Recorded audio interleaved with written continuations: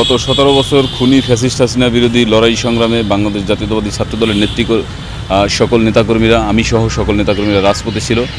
রাজপথে সকল আন্দোলন সংগ্রামের সামনে সারিতে থেকে নেতৃত্ব দিয়েছি। 16 বছরের আন্দোলন সংগ্রামের চূড়ান্ত পরিণতি দেশে জুলাই আগস্টের গণঅভ্যুত্থান হয়েছে। সেই গণঅভ্যুত্থানে ফ্যাসিস্ট হাসিনা পালিয়ে যেতে বাধ্য হয়েছে।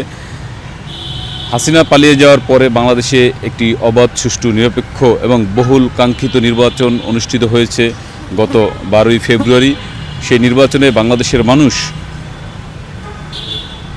বিএনপির চেয়ারম্যান জনাব তারেক রহমান এবং বাংলাদেশ জাতীয়তাবাদী দল বিএনপির প্রতি অকুণ্ঠ সমর্থন রেখেছেন এবং তারা বিএনপিকে ভোট দিয়ে নির্বাচিত করেছেন। নির্বাচিত হওয়ার পর জনাব তারেক রহমান বাংলাদেশের রাজনীতিতে একটি ইতিবাচক পরিবর্তনের বার্তা দিয়েছেন এবং তিনি তার প্রত্যেকটি কর্মকাণ্ডের মধ্য দিয়েই এই ইতিবাচক কর্মকাণ্ডের বার্তা দিয়ে যাচ্ছেন।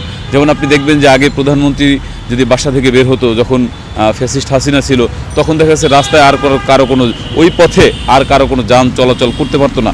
কিন্তু তারেক রহমান এই অসুস্থ প্রথা বন্ধ করে তিনি নিজে জ্যামের মধ্য দিয়ে অন্যান্য নাগরিকরা যেভাবে যায় ঠিক একইভাবে তিনি অফিস করছেন।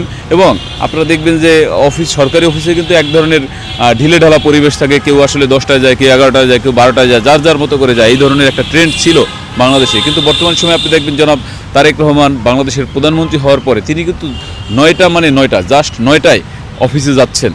প্রধানমন্ত্রী 9টায় অফিসে যাওয়ার কারণে মন্ত্রিপরিষদের অন্যান্য সদস্যবৃন্দ এবং রাষ্ট্রের অন্যান্য কর্মকর্তা কর্মচারীরাও 9টায় অফিস করতে বাধ্য হচ্ছেন। এগুলো বাংলাদেশের রাজনীতির ইতিবাচক পরিবর্তনের নির্দেশক। এবং একই সাথে তিনি কিন্তু যারা ওদের স্বপ্ন পূরণে পাশে থাকতে পেরে আমরা গর্বিত।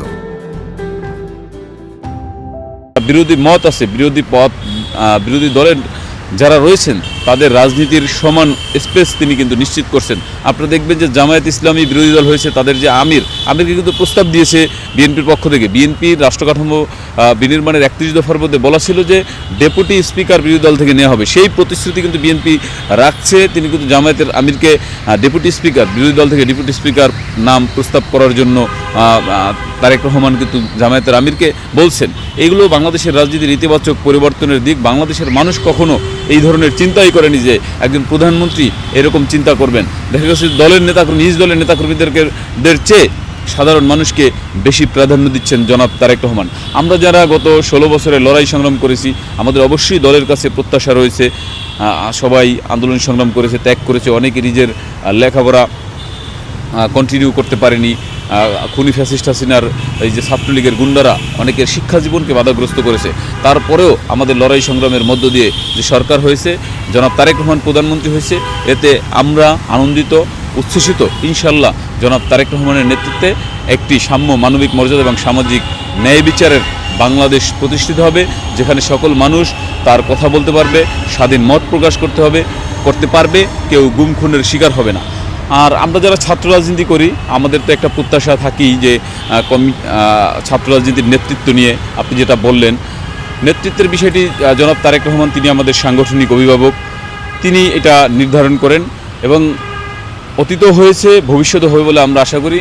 যারা ত্যাগী, যারা রাজপথে ছিল, আন্দোলন সংগ্রামে ভূমিকা রেখেছে, দলের প্রয়োজনে, দেশের প্রয়োজনে ভূমিকা রেখেছে, জুলাই আগস্টের আন্দোলন সংগ্রামের সামনের সারিতে থেকে নেতৃত্ব দিয়েছে, লড়াই করেছে, তাদেরকেই জনাব তারেক রহমান মূল্যায়ন করবে বলে আমরা বিশ্বাস করি। আমি নিজেও জুলাই আগস্টের অভ্যুত্থানের সময় খুনি ফ্যাসিস্ট হাসিনার পুলিশ বাহিনী দ্বারা নির্যাতিত হয়েছি।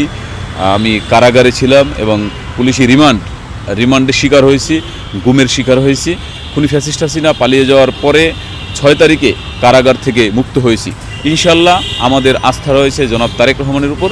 তারেক রহমানই সিদ্ধান্ত দিবেন এবং তারেক রহমানই নির্ধারণ করবেন জাতীয়তাবাদী ছাত্রদলের আগামী নেতৃত্ব। জনাব তারেক রহমানের দিকেই জাতীয়তাবাদী ছাত্রদলের 56,000 বর্গমাইলের নেতাকর্মীরা তাকিয়ে রয়েছেন। ধন্যবাদ।